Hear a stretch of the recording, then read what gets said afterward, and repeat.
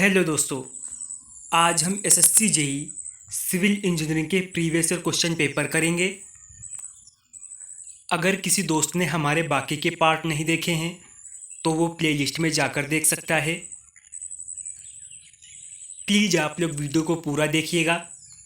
पहला क्वेश्चन है, ये क्वेश्चन वैसे हमने काफ़ी बार किया है, ये काफ़ी एग्ज़ाम में पूछा भी जा चुका है।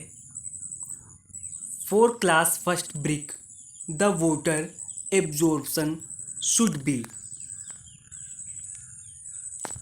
आपकी जो फर्स्ट क्लास की ब्रिक होती है उसमें पानी सोखने की क्षमता कितनी होनी चाहिए। इस पैराग्राफ से हम क्वेश्चन और कवर करेंगे। फर्स्ट क्लास की जो ब्रिक होती है 24 घंटे तक पानी में अगर उसे डुबाया जाए तो अपने ड्राई वेट का 20% या 1/6 भाग से अधिक पानी नहीं सोखनी चाहिए। अगर किसी क्वेश्चन में पूछा जाए फर्स्ट क्लास ब्रिक की कंप्रेसिव स्ट्रेंथ यानी संपीड़न सामर्थ्य कितनी होनी चाहिए, तो वो होनी चाहिए 105 किलोग्राम सेंटीमीटर स्क्वायर। हम बात करें इसके वेट की तो 2.75 से लेकर 3 किलोग्राम तक होना चाहिए। अगर ईंट सेकेंड क्लास की है तो वो 22.5%, अगर थर्ड क्लास की है तो 25% से ज़्यादा पानी नहीं सोखनी चाहिए। अगला क्वेश्चन भी आपका बिल्डिंग मटेरियल से है। The rapid hardening Portland cement is obtained by. पूछा है तेज़ी से सख्त होने वाला पोर्टलैंड सीमेंट किससे प्राप्त किया जाता है। ऑप्शंस आपको दिए गए हैं। Grinding the clinker to a high degree of fineness यानी उच्च डिग्री की बारीकी तक धातु के क्लिंकर को पीसकर, या फिर उसमें adding calcium sulphate to the mixer में कैल्शियम सल्फेट को मिलाकर, या फिर एडिंग जिप्सम आफ्टर ग्राइंडिंग पिसाई के बाद में जिप्सम को मिलाकर, या burning the mixture at a lower temperature कम तापमान में मिक्सचर को जलाकर रैपिड हार्डनिंग पोर्टलैंड सीमेंट प्राप्त किया जाता है। ऑप्शन ए आपका सही रहेगा। इस पैराग्राफ से भी आपके कुछ क्वेश्चन निकल कर आएंगे। रैपिड हार्डनिंग पोर्टलैंड सीमेंट सामान्य सीमेंट की कंपेयर में शीघ्र कठोर होकर स्ट्रेंथ ऑब्टेन करता है। ये ओपीसी के मुकाबले 4 दिन में ही स्ट्रेंथ ऑब्टेन कर लेता है। इस सीमेंट में अच्छे गुण वाला चूना तथा सीमेंट को साधारण सीमेंट की कंपेयर में अधिक महीन पिसाई करके तैयार किया जाता है, यानी इसकी ग्राइंडिंग फाइन की जाती है। इसका प्रारंभिक तथा अंतिम जमाव काल यानी इनिशियल सेटिंग टाइम और फाइनल सेटिंग टाइम साधारण सीमेंट जैसा होता है, लेकिन जमते समय अधिक ऊष्मा यानी हीट निकलती है। ये भारी यानी स्थूल कंक्रीट कार के लिए यूज नहीं किया जाता है। इसकी कंप्रेसिव स्ट्रेंथ एक दिन के बाद 115 किलोग्राम सेंटीमीटर स्क्वायर और 3 दिन के बाद 210 किलोग्राम सेंटीमीटर स्क्वायर होती है। इस सीमेंट का यूज अति शीघ्र कार्यों यानी जो भी स्ट्रक्चर बहुत ही जल्दी तैयार करना होता है उसके लिए किया जाता है। ये पुल और सड़क मरम्मत कार्यों में भी यूज किया जाता है। अगला क्वेश्चन है आपका हाईवे इंजीनियरिंग से। For water bound macadam roads in heavy rainfall region generally recommended value of camber is. पूछा है भारी वर्षा क्षेत्रों में वाटर बोन्ड मैकडेम रोड के लिए केम्बर जो है वो कहाँ तक परमिसिबल रहता है। तो आपके दिए गए ऑप्शन में से बी सही रहेगा। एक में 33 का। WBM रोड कैसे बनाते हैं।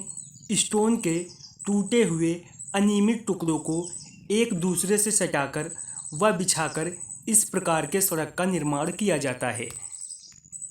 अगला क्वेश्चन है पब्लिक हेल्थ इंजीनियरिंग से। Permanent hardness of water can be removed by. पानी की स्थायी कठोरता को कैसे दूर किया जा सकता है?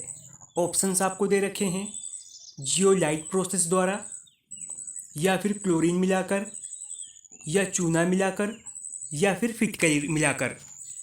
पानी की स्थायी कठोरता को दूर किया जा सकता है जियोलाइट प्रोसेस द्वारा। ऑप्शन बी आपका सही रहेगा। अगला क्वेश्चन भी आपका पीएचई से है। Potassium thiocyanate is use to colour both of water sample and the standard solution for the determination of. पूछा है पोटेशियम थायोसाइनेट का प्रयोग जल के सैंपल व मानक विलयन दोनों को रंगीन करने में किसको ज्ञात करने हेतु होता है? ये पूछा गया था आपका एसएससी जेई 2005 में। ऑप्शंस दिए गए हैं, आयरन को, मैग्नीज को, कैल्शियम कार्बोनेट को, या फिर इनमें से कोई नहीं। तो यूज किया जाता है आयरन को फाइंड आउट करने के लिए। ऑप्शन ए आपका सही रहेगा। अगला क्वेश्चन है, the natural building plane of stone and the direction of pressure in stone masonry is. पूछा है पत्थर चिनाई में पत्थरों का प्राकृतिक संस्करण तल और दाब दिशा क्या होती है? 45 डिग्री पर, या फिर पैरेलल होती है, 30 डिग्री पर होती है, या फिर नॉर्मल होती है? ये होती है नॉर्मल। ऑप्शन डी आपका सही रहेगा। यहाँ से आपके कुछ क्वेश्चन और निकल कर आएंगे।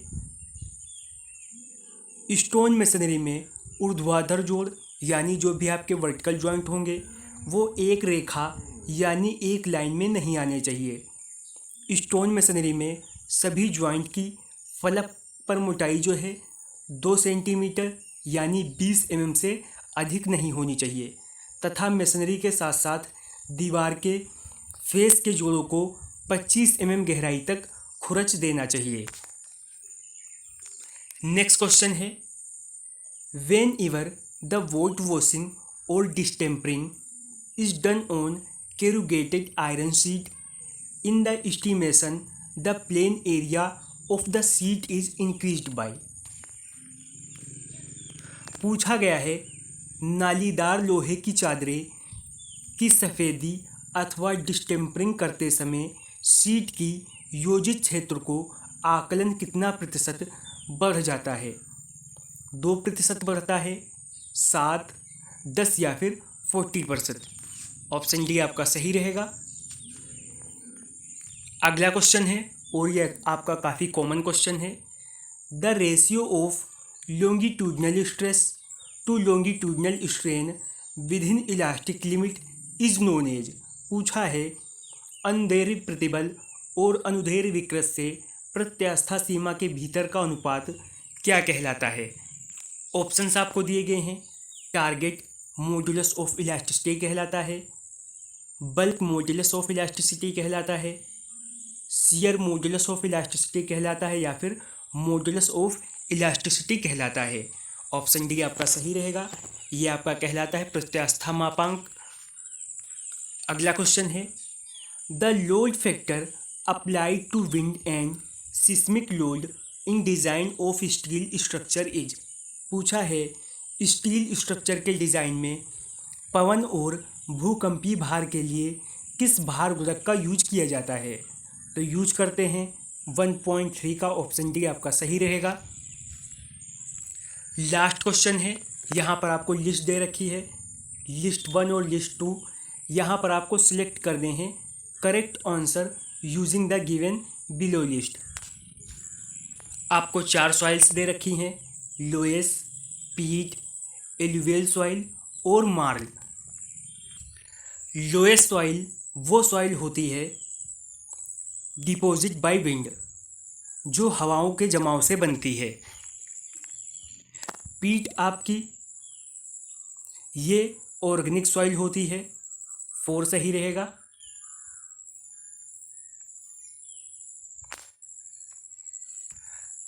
आपकी जो एलुवियल सॉइल होती है वो deposit from suspension in running water, गतिशील पानी में निलंबन से जमा होती है। और आपकी जो चिकनी मिट्टी होती है ये डिपॉजिट ऑफ मरीन ओरिजिन। बाकी जो दोस्त हमारे हिंदी मीडियम से हैं वो यहाँ पर देख सकते हैं।